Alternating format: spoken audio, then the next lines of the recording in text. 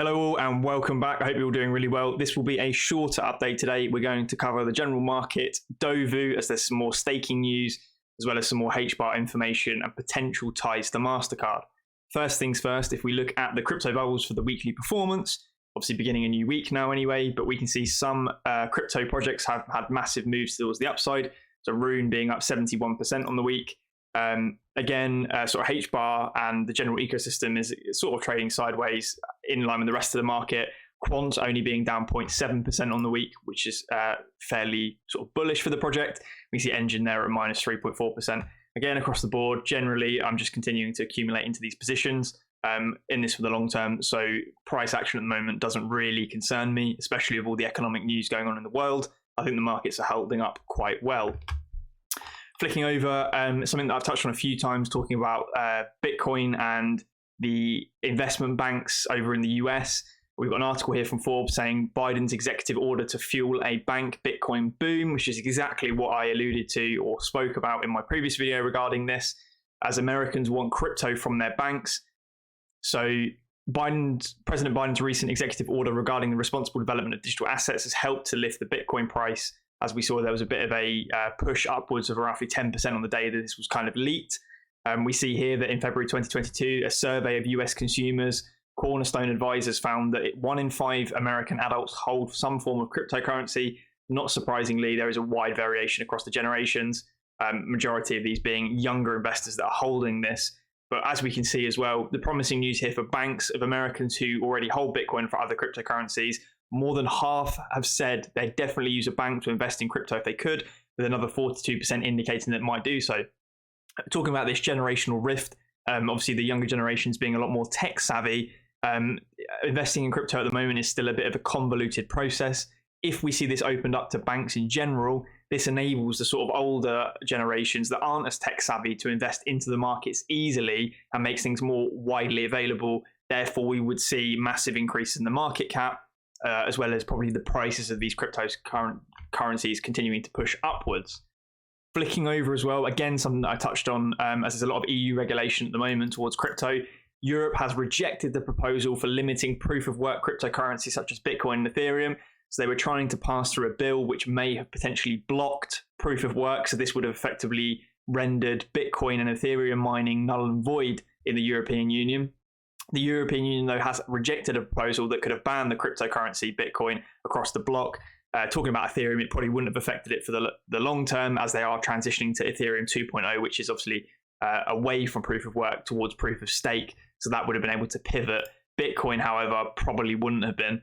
But this is obviously a really major update, and it's a big thumbs up effectively to the industry, and also goes to show that the policymakers maybe understand a little bit more about the technology. We see here policymakers should neither impose nor discriminate in favour of a particular technology. This is deeply concerning and would have serious consequences for Europe.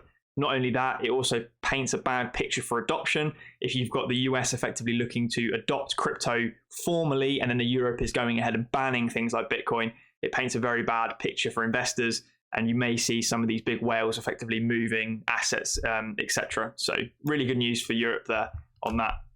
Flicking over, talking about energy usage and bans, this is an infographic that I will be releasing on my Twitter later today / early tomorrow, and it looks at the energy usage per transaction. We can see here in kilowatt hours per transaction of HBAR is 0.00003 kilowatt hours, and then on the other end of the scale, Bitcoin is 651 kilowatt hours. So this is kind of why the European Union was looking to put through these proposals, and this kind of illustrates that point, is that these two cryptocurrency projects in their current state of being proof of work are incredibly bad for the environment, especially compared to some of these other layer ones, which are much more efficient and much more green. Interesting to note as well that Cardano at 0.2 kilowatt hours of usage per energy transaction, it's nowhere near as green as some of the articles I found touted it as when I was researching this. I urge you to just Google, the energy transaction usage or energy usage per transaction for Cardano, and you'll see a lot of articles saying how green it is in comparison, when it really isn't anymore. You've got Polkadot, AVAX, Polygon, all these other cryptos, obviously HBAR leading the way effectively, being at a much lower energy use per transaction. Some of you that are eagle-eyed may have noticed that Phantom is not on here.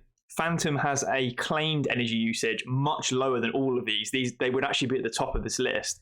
I have deliberately not included it because I could not verify the energy usage per transaction.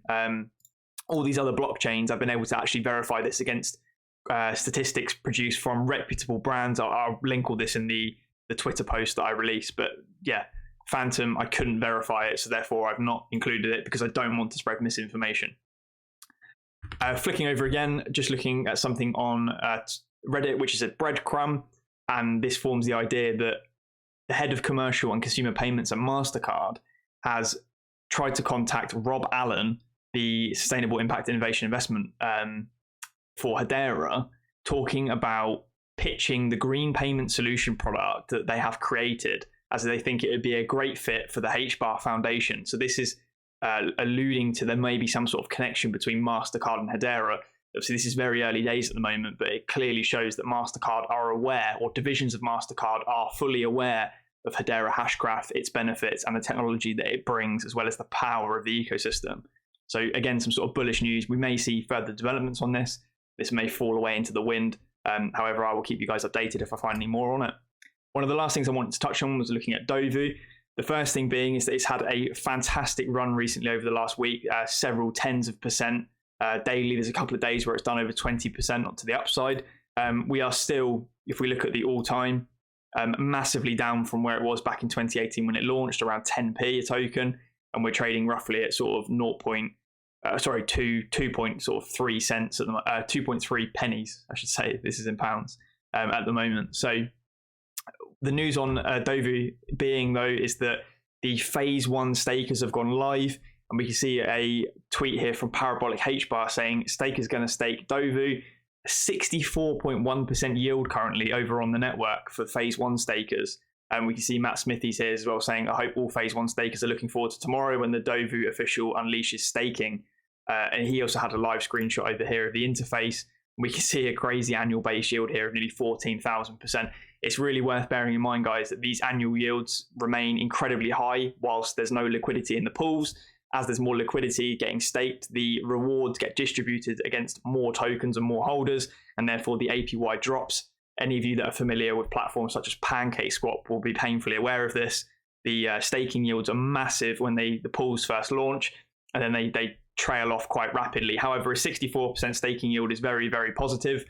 Once this launches out to phase 2 and phase 3, and then hopefully mass adoption of stake or mass opening for staking, we still see high yields in the high percentages towards 10%. That would be fantastic and a great alternative or option on the Hedera network for staking.